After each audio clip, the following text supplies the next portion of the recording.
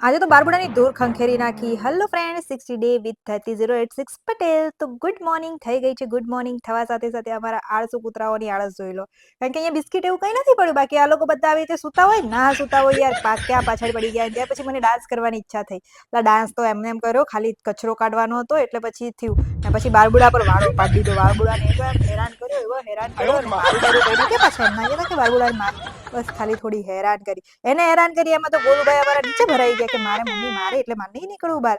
અને પછી હું તો થાકીને ઠેર થઈ ગઈ અને મારા ડાચું જોઈ યાર કેટલા બધા પિમ્પલ્સ થઈ ગયા, પણ કંઈ નહીં, કંઈક કરશું, ચાલે. હવે તમે જોતા રહેજો. પછી આપણે ગબડી ગયા કારણ કે તબિયત થઈ ગઈ હતી ખરાબ. ઊભા થવાના બી વેત હતા, બહુ જ ચક્કર આવતા હતા. ત્યાર પછી ઘરે મયંકે મસ્ત મજાની પાઉંભાજી બનાવી દીધી. હા યાર, એને કીધું કે આજે ટ્રાય કર, હું તને કહું એ પ્રમાણે બનાવ. એટલે એણે બનાવી દીધું. તો થેન્ક યુ, બહુ મસ્ત મજાની ટેસ્ટી ટેસ્ટી બનાવી હતી સેમ. એટલે મને તો બહુ મલકાતી મલકાતી ખાધી હતી. ત્યાર પછી આ લોકો બી મલકાતા મલકાતા ખાતા હતા. અમારે બારબુન ગોલું તો એવા સ્પીડમાં ખાઈ જાય ને કે કંઈ કહેવાનું જ નહીં આવે. પછી પાછી રાતે ભૂખ લાગી ગઈ તો મેં બનાવી ખમણી ને ભાખરી અને અઠાણું. અઠાણાની વેરાયટી જોઈ લેજો પાછા, કારણ કે બધા જ અઠાણા ખાવા જોઈએ. અને પછી મેં કીધું કે ચાલો પાછું આ બી ટેસ્ટ કરીને બનાવીને.